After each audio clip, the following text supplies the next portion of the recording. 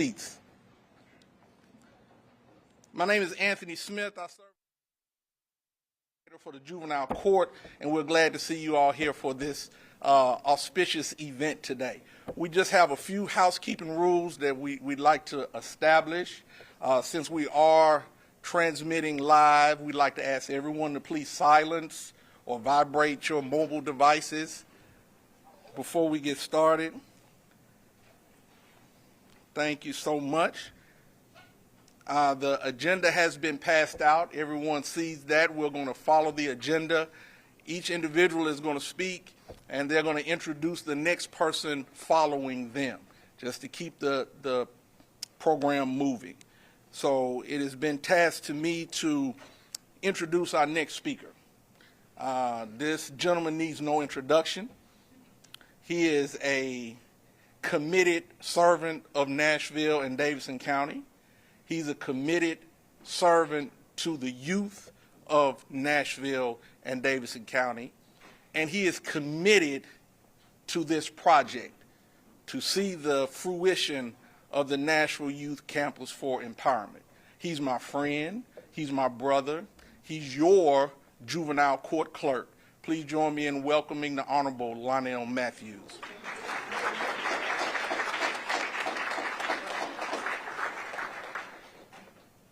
Good afternoon, good evening. Thank you for the introduction. I appreciate it. I told Judge Calloway I may have to have a conversation with you about joining the new staff if you keep introducing me like that. She will kill me. Again, before I begin my comments, I do want to invite anyone standing to the side or in the back. We have plenty of seats up here. Come get comfortable for the presentation. I do want to note one change in the agenda also. Mayor O'Connell is en route, but we are going to move him to the bottom of the remarks before the actual presentation. One last housekeeping thing. I do want to recognize all of our elected officials that are present. And so I will begin. You will hear remarks from Councilmember Quante Toombs, who represents District 2, in just a second. Of course, Judge Sheila Calloway will make remarks also in just a second. In addition to Mayor O'Connell, we have Councilmember Bob Nash. We also have Councilmember Tom Druffel and Councilmember Jennifer Gamble here. We have Senator Jeff Yarborough, and I just saw School Board Member Cheryl Mays entered the building. Am I leaving any of our elected officials out? Did I disregard anyone? Blame it on the head, not the heart, if I did. I don't believe I did, though. All right. With that said, I would like to welcome you all here to this occasion. I've been in Metro government for close to 16, going on 17 years now. And in my time in Metro government, Nashville has grown and become known for way more than just music. And I'm not referring to bachelorette parties when I say that. We had a designation given to us around 2016, 2017. They called us the IT City.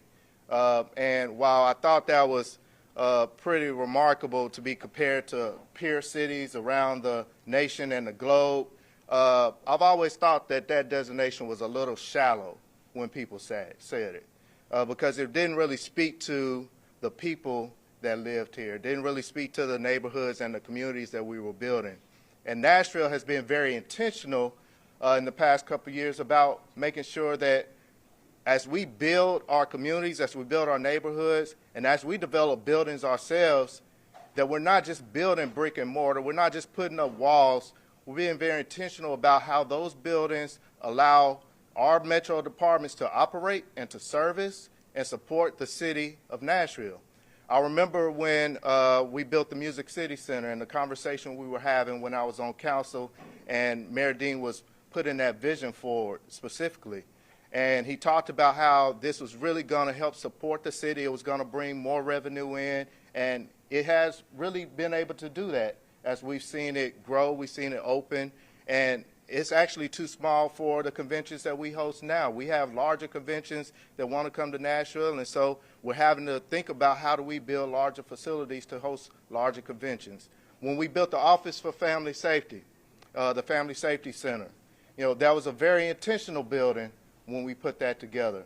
And now we're building a world-class airport. If you've gone through the airport recently, you see all the development that's going on out there and how the airport actually reflects our cities. And when I travel to other airports, I'm actually proud of the work that Nashville is doing. And the National Youth Campus for Empowerment is no different. Judge Callaway cast a vision in 2017. We came together as a community behind that vision, and we're starting to see that vision become a reality. And so tonight, we're here to really present to you all the first concept designs for this campus. And we hope that it's really reflective of the conversations that we've had with community for the past 3 years about what this campus should mean and what it can mean for the future of the city and how we treat young people and families in Nashville. And so with that said, I'm going to introduce our next speaker, and she really needs no introduction. If I could pick a council person to represent me, I have a new one, and I love Councilmember Kimbrough. But if I could pick a council member, it would be Councilmember Toombs. And I told her that when we were redrawing districts, I was in her district for a little minute, then they switched it and switched me back.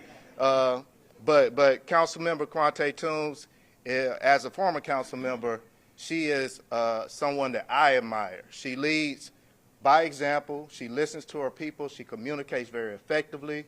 And we are proud to be moving the National Youth Campus for Empowerment into her district. And so, Councilmember Quante Toombs.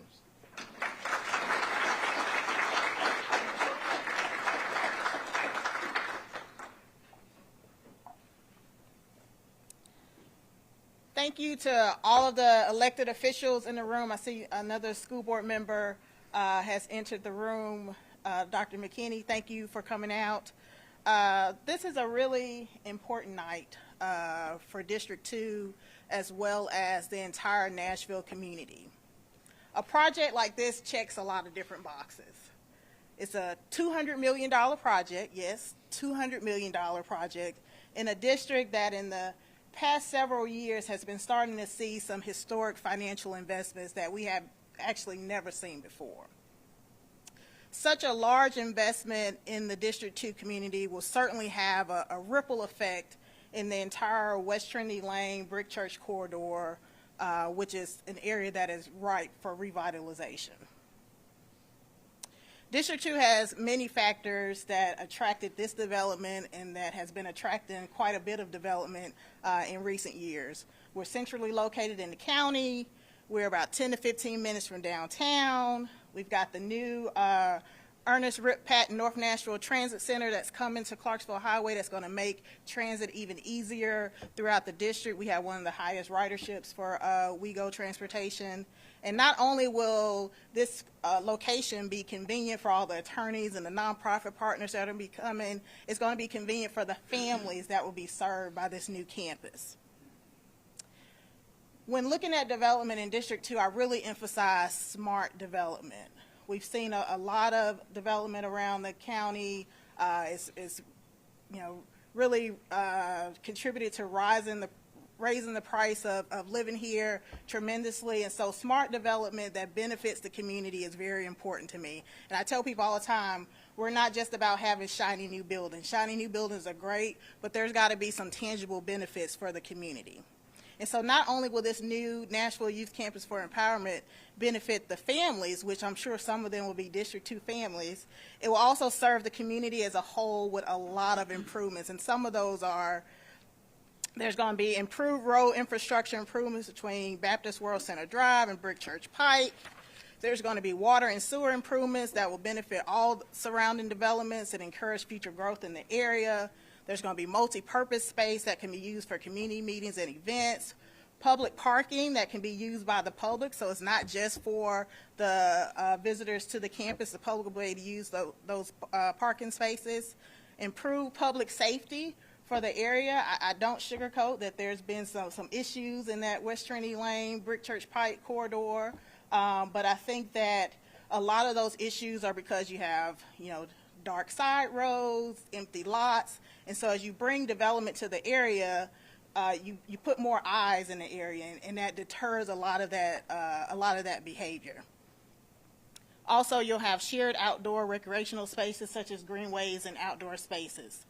And so this is going to be a really good project for the area. And the visionary for this project, Judge Sheila Calloway, I've known Sheila for years.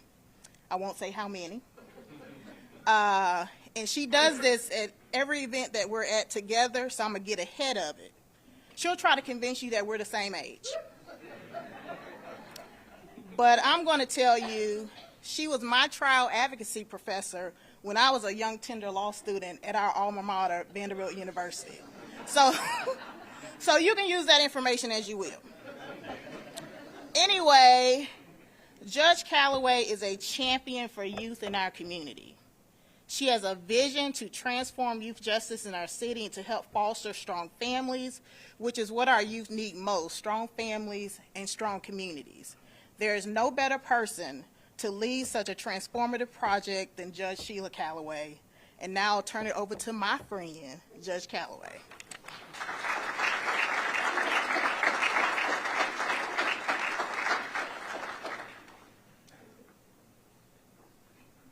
I think Councilwoman Toombs kind of misstated what I normally say. What I usually say is, oh, we went to law school together. And so you can draw whatever conclusions you want from that. But yes, we did go together in some ways or the other. Before I talk about the occasion, I first want to introduce someone who is near and dear to my heart as well. I've known Mayor O'Connell for many, many years, and the one thing I can always say is whenever I went to a graduation for a youth program such as REAL or gang graduation, Gentlemen and Not Gangsters, or anything that was related to our children, and I would look around and I'd see this one soul looking just excited about being there and always not necessarily wanting to speak or anything, but just be there for the support of our youth in our community. And that was then Councilman O'Connor, now our mayor. I absolutely know that he has a heart for not only our community, but especially for our youth, and that he goes above and beyond what anybody calls for him to do for our youth. And so I am excited that he is now our mayor, and that he is the one that's going to be able to pull out that hat and that shovel with me as we get ready to break ground and all those wonderful things, because I know that his spirit and his love for his community is what we absolutely need for this building. So I'm going to introduce our mayor, Mayor Freddie O'Connell, if you'll come on up.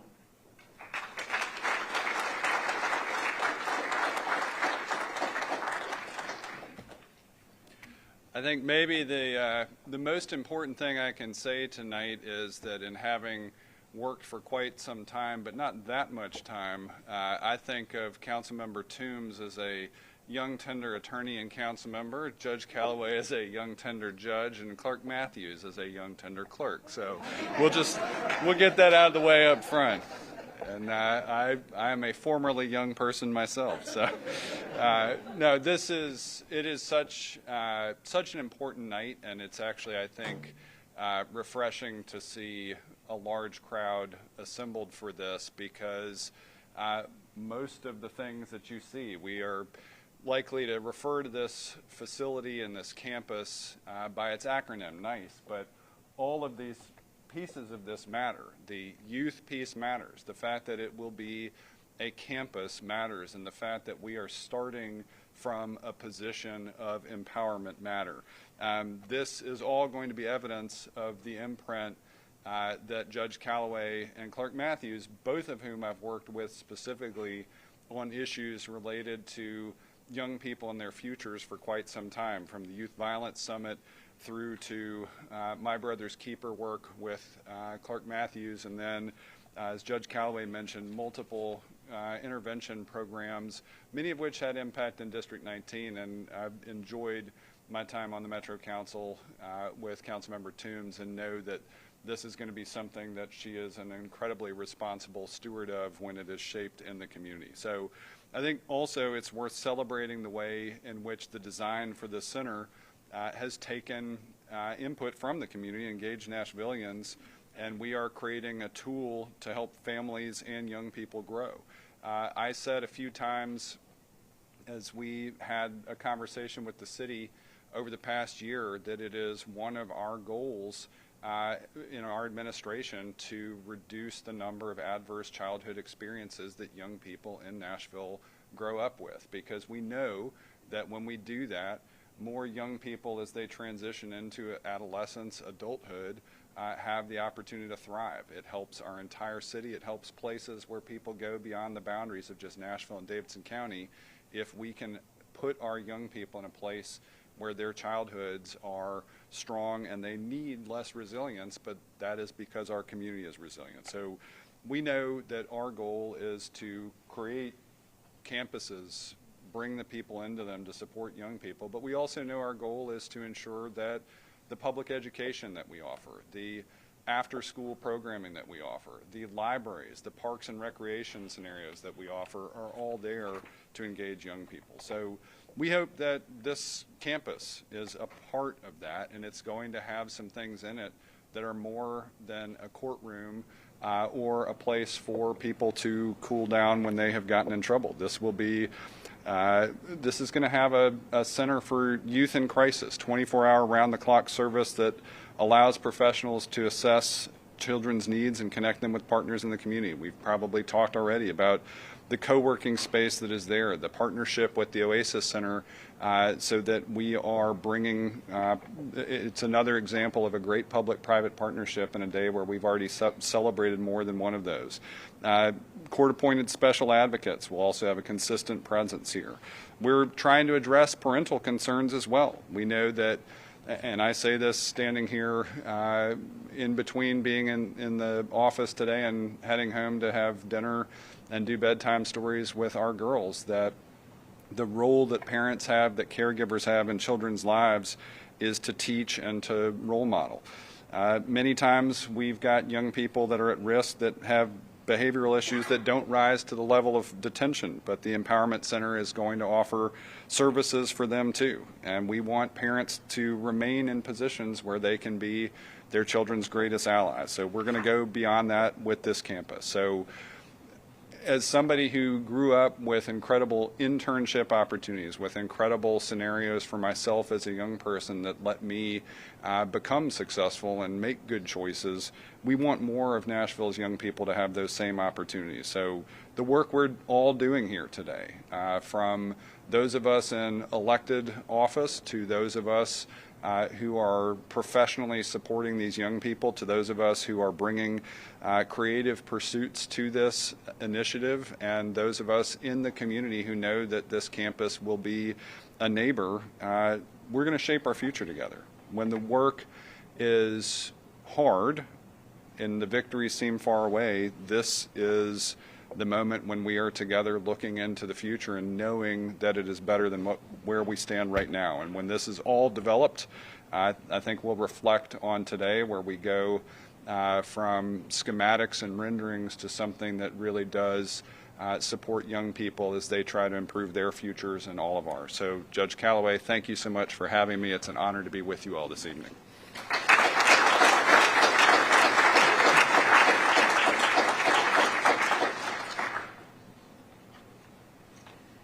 So for the moment we've all been waiting for, it is time. We are here today for the reveal of the schematic designs of Nashville Youth Campus for Empowerment.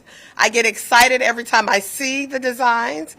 I have to, before we get there, just 2 more seconds just to thank all of the wonderful people that we've had the opportunity to work with for years to get to this point. Just for those who don't know, this started literally as a vision when Mayor Carl Dean was in office, and there was a working group with the Disproportionate Minority Contact Task Force that met and said, we need a separate place for youth who are in crisis.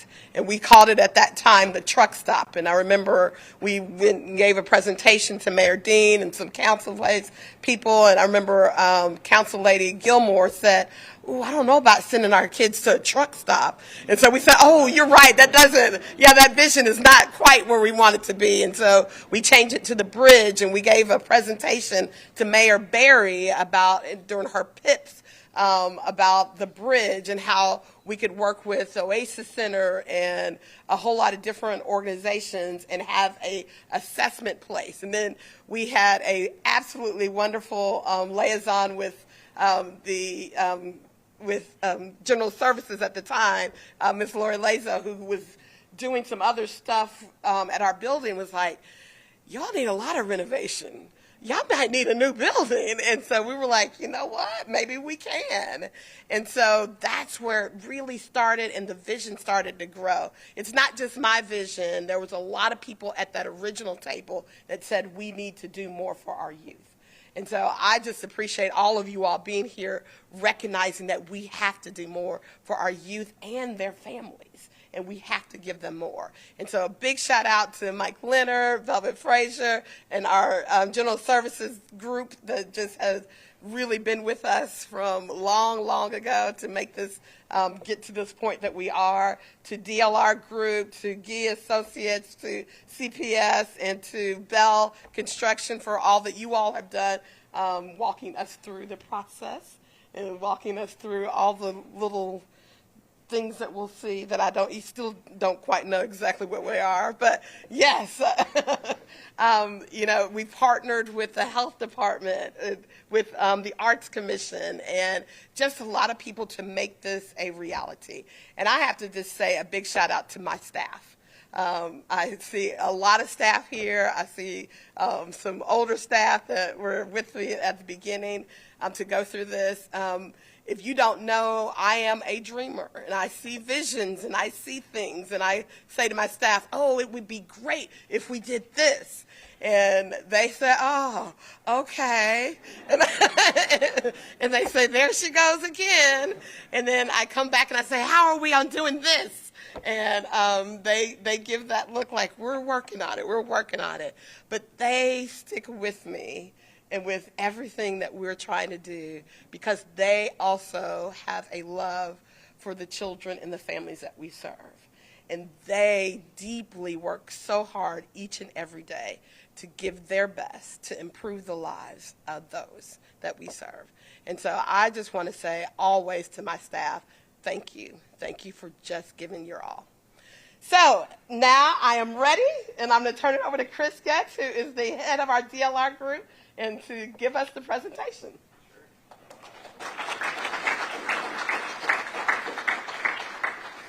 Thank you, everybody. I'm Chris Getz, the Justice and Civic Leader for DLR Group, and have the team here with me that'll present the project today. So I'm glad to see a lot of familiar faces in the room from the last 2 workshops we've had here with the community. Such an important piece of this project to really engage with you all. And I know some of you will see some of the things that you've said that have become part of this project. So we're happy to present that to you today. For those who haven't been to the workshops before, this is the design team. So DLR Group, Architecture, Engineering, Planning, Interiors. We also have a group of Nashville firms with us here. Smith G Studios, Chin Planning as part of the juvenile planning of the project, and then Barge Civil, Wind Engineering, HDLA, and Logan Petrie. So a really great group of designers who have worked hand in hand with Judge Calloway and everyone here in the community for this project. And then we have Bell Construction, who is our construction manager for the project. So we really bring sort of the expertise and the ideas of the project, but really the vision for this project is born out of you all and the people here in this room. So I want to give thanks to the courts, to Judge Calloway, to all the user groups who have met with us and worked through this design, as well as Metro General Services, and then, of course, the mayor and all the elected officials here in the room today to get us to where we are. So talk a little bit about the schedule. So we are, kind of looks like we're halfway through design, but in fact we're actually pretty far the way through design. Really, we have one phase left. The green block you see left in design development, that's really our big design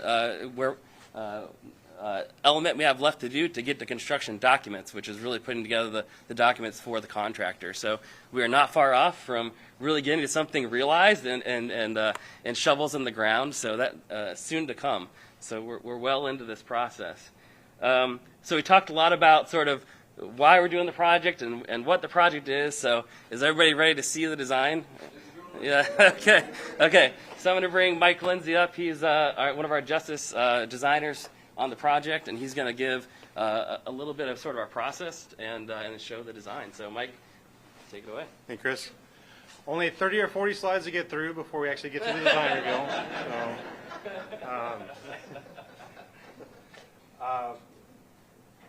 I just want to start with the background of the project a little bit and what sets the tone for it. So the next few slides really set the foundation for where the design comes from. So, up here is what's really set it from the beginning, which is the vision of the courts, the values, and the mission statement. That really has put this project kind of on the right track, and really to make the juvenile court a bridge to the success, leveraging the community-based resources, and the outcomes for children, family, and community to make it really a project that I think the entire community can be proud of. Is really going to make a difference in youth lives.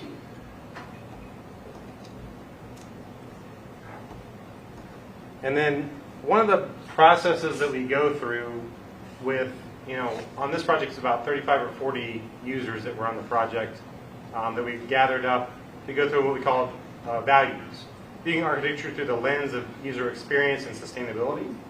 And what that does is really get different opinions from, the facilities people, the staff, users of the building that are going to be there every day, to understand where their main concerns are, where they want to really focus the values of the project. And to give you an idea, we take those values through these discussions that we have with this group, and we kind of play a card game. And so people try to pick their card, the favorite ones, the ones that they think the most important. We talk about it. We work out of that group which rise to the top. And so those become the themes that set the tone for the project. And then we start to go through the comments and what sets the goals of those themes. What do we want to see at the end? And then we go through, what do we observe, see, report. When you walk in the first day, are you going to see something that represents what we talked about in this meeting, what we set as our goal? And specific to this project, a couple of the themes, the three themes that rose to the top were emotional resilience and psychological safety, access and equity, physical resilience, and healthy indoor environmental quality. And so those are really, shaping the kinds of spaces we have, where we have spaces for people to get away, emotionally can separate themselves or, find a respite place, feel safe and secure, have access to daylight and things like that make the space better. So an example of a goal that we would set, and there's, more than a dozen of these, I think, in the whole project. This is just one example, is the connection, what we call biophilia, or connection to the outdoors. And so the idea that when you walk in the building, you're not more than a few steps from viewing or seeing trees outside or some landscape. It doesn't feel like it's all concrete and enclosed with no windows, but there's this connection to nature and this calming or trauma-informed design effect that we can bring to the space. The third element that was key was listening to the community. in one of this being the third, one of the 3 community meetings that we had, we heard from all of you that these were some of the most important aspects to the project.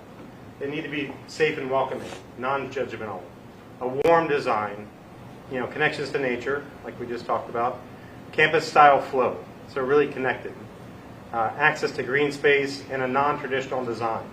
It didn't want to feel like maybe what you would envision as a typical courthouse. So to just give everybody, if we're not familiar, a bit of a sense of where we are in the city. Our current site, the lower red dot right there, and then the new site, which a lot of people worked very hard to make sure had good access to the city. Was somewhere along the ring road. It wasn't going to be an inaccessible spot or difficult for the users to actually get to.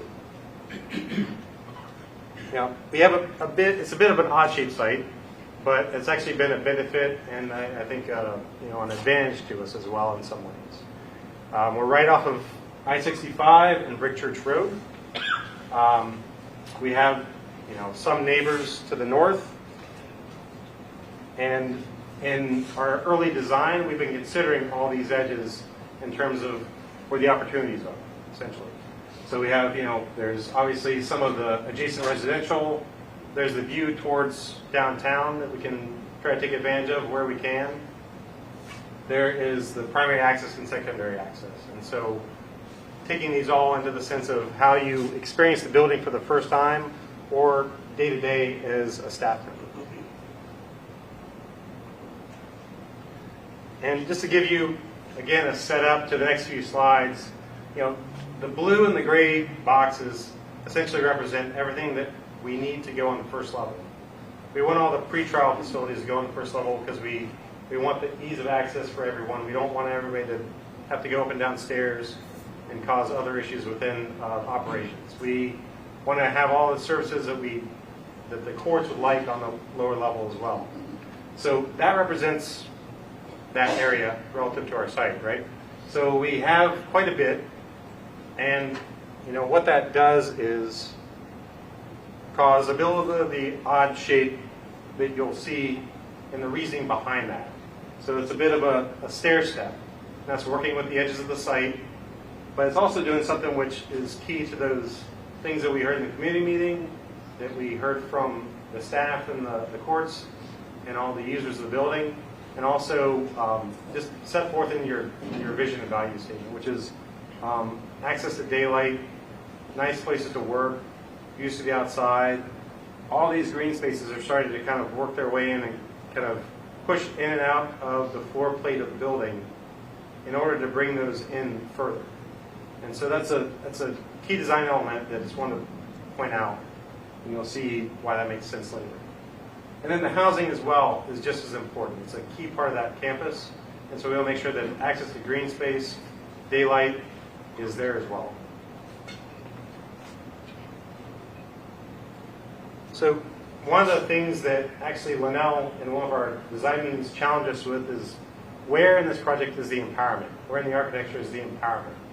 And I don't know if you remember that, but that was actually put us a little bit, into a point of like asking that more to ourselves. And the answer to that really became the empowerment is in the ability to have choice in your environment, safety, security, access to all the services that we can offer within the courts, public services, the respite center, all these in one place. A lot of the inspiration for this came from the original napkin sketch from Judge Calloway, which was a little bit rough, but it basically set the tone for. We didn't want to draw it exactly, but it set the tone for this idea that everything is in one place and easily accessible for those visiting the building. And so we want to make sure that we stay true to that. Empowerment also is access to daylight, having multi-generational spaces, representation of multicultural users that are visiting the building. And so feeling like it's not a foreign place, but a sense of belonging. And so the idea of this bridge, so the graphic behind me we've kind of come up with where it's the river where you're jumping from rock to rock, right? Or it's this connecting piece that unites all these individual elements together, right? So this bridge and how we're trying to bring, again, the bridge across children, families, and community through this one facility. So to give you a little bit of a context for the video we'll watch in just a second, we have this is the overall campus site.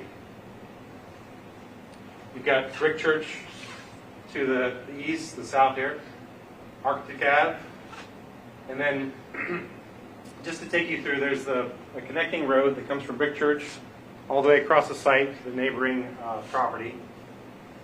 One that goes north to Arctic Ave. And then along that is essentially the idea of creating this campus feel between the buildings.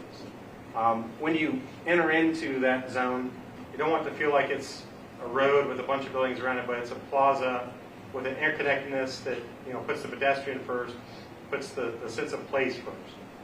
So you have the Respite and Assessment Center on the lower portion here, just you come in on the right. The main entry that really kind of frames the courts and what its purpose is you come in through the main Brick Church Road, and so that long approach along that narrow piece of property really becomes impactful when you're approaching the building.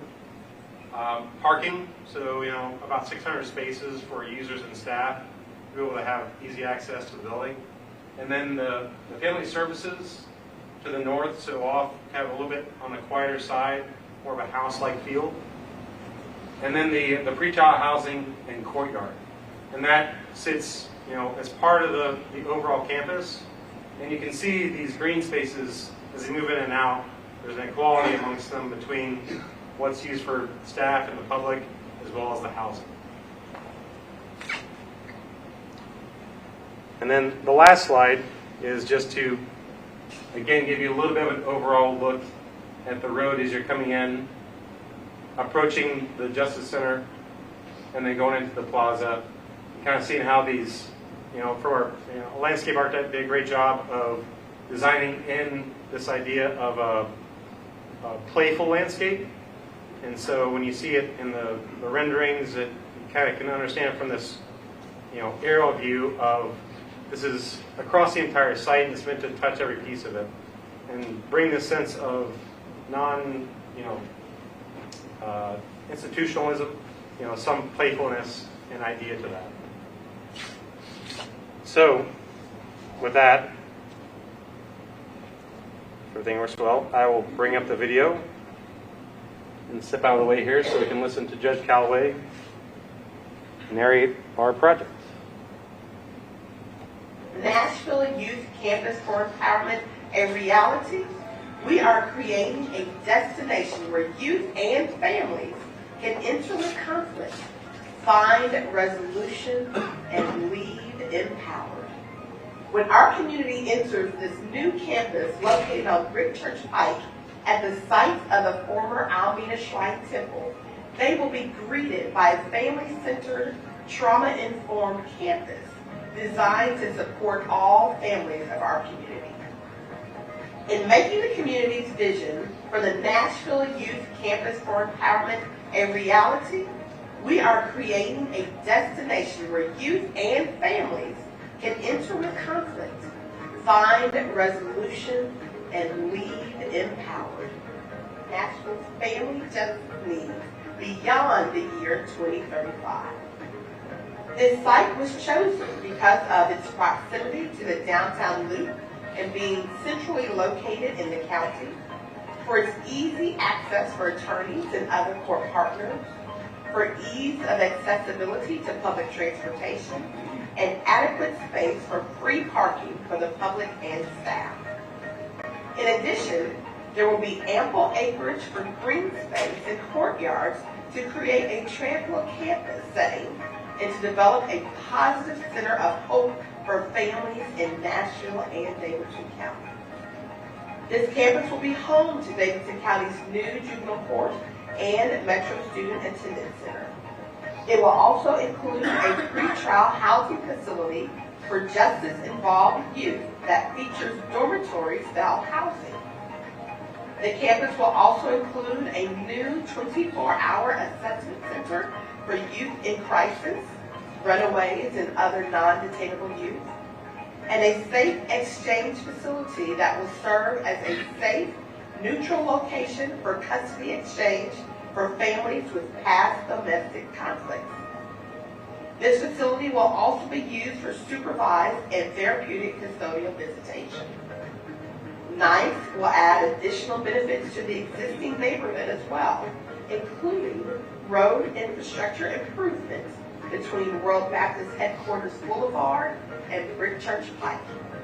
Water and sewer improvements will benefit other surrounding developments and encourage future growth of the area.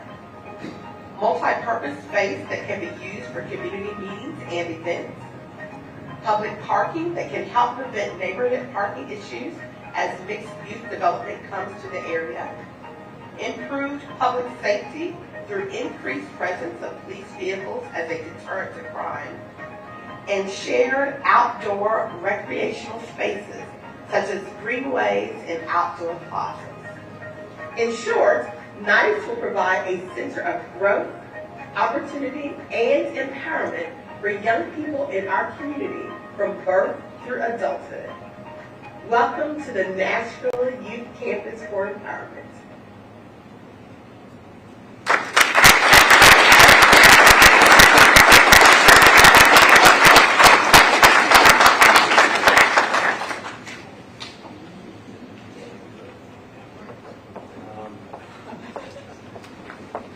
I think, are we kicking off the? I think that's pretty much it. All right, so at this time, our architects are actually going to position themselves at 4 different stations in the room. So we'll have a set up here, we'll have a set at this corner, we'll have a set at the round table, and we'll have a set at the table where Jessica is. Raise your hand, Jessica. And so you'll be able to actually walk around and talk to them in smaller groups so that we could try to get as many questions answered as possible. And we'll have court administrative staff at each of those stations, too, to help answer some questions that you might have. We want to thank you all for coming out to see the reveal of the design for the Nashville Youth Campus for Empowerment. And we appreciate it, and we hope to see you at the groundbreaking, hopefully soon, in a couple of months. Where's Mike Leonard? Before we split up, let me also, before we split, recognize Miss Brenda Haywood, first and foremost. Woo-hoo! Brenda Wynn, our county clerk. And Glenn Funk, our district attorney.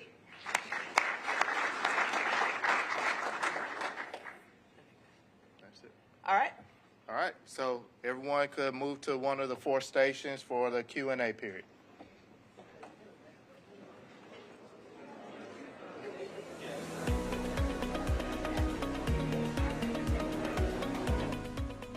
This has been a service of the Metro Nashville Network. If you would like to see this presentation again, or for more information on this and other programs, visit nashville.gov.